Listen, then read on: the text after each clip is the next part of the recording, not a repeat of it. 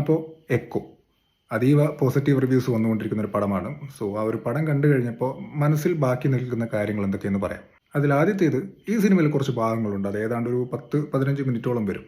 So ആ ഒരു ഭാഗം നിങ്ങൾ ഈ സിനിമ കാണാത്ത ഒരാളാണെങ്കിൽ ഭാവിയിൽ നിങ്ങൾക്ക് ആ ഒരു ഭാഗത്തിൻ്റെ ഒരു ഫൂട്ടേജ് കാണിച്ചു തന്നാൽ അതിൽ ഒരു ആക്ടർ നമുക്ക് മനസ്സിലാവും. സോ ആ ആക്ടറുടെ ഫേസ് ഒന്ന് മോർഫ് ചെയ്ത് ആ ഒരു ഫൂട്ടേജ് നിങ്ങൾക്ക് കാണിച്ചു തന്നു കഴിഞ്ഞാൽ ഒരിക്കലും അതൊരു മലയാളം സിനിമയിലെ ഫൂട്ടേജ് ആണെന്ന് നമുക്ക് പറയാൻ കഴിയില്ല. അത്രയ്ക്കൊരു വേൾഡ് ക്ലാസ് സ്റ്റാൻഡേർഡിലാണ് അവർ ആ ഒരു ഭാഗങ്ങൾ ചിത്രീകരിച്ച് വെച്ചിരിക്കുന്നത്. അടുത്തത് ഇതിൻ്റെ കഥ, അഥവാ ഇതിലെ നായകനും നായികയും തമ്മിലുള്ള കോൺഫ്ലിക്റ്റ്. അങ്ങനെ ഒരു സംഭവം നിങ്ങൾ ഇതിനു മുൻപ് കണ്ടു കാണാൻ സാധ്യതയില്ല. ഇനി എനിക്ക് തോന്നിയ മറ്റു ചില കാര്യങ്ങളെന്ന് പറയുന്നത്, ചില സന്ദർഭങ്ങൾക്ക് അല്ലെങ്കിൽ കഥാപാത്രങ്ങൾക്ക് കുറച്ചുകൂടി ഒരു ക്ലാരിറ്റി അഥവാ വ്യക്തത കൊടുക്കാമായിരുന്നു.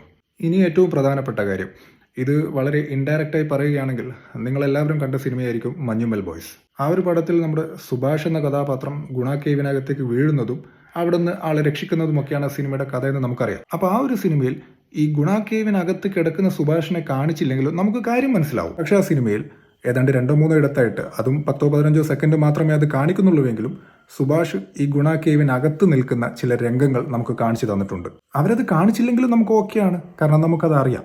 പക്ഷെ അത് കാണിച്ചത് കൊണ്ടാണ് ഒരു 8 ഔട്ട് ഓഫ് 10 ആയി നിൽക്കേണ്ടിയിരുന്ന സിനിമ 10 ഔട്ട് ഓഫ് 10 ആയി നമുക്ക് തോന്നിയത്. അങ്ങനെ ഒരു സംഗതി ഈ സിനിമയിൽ മിസ്സിംഗ് ആയിരുന്നു.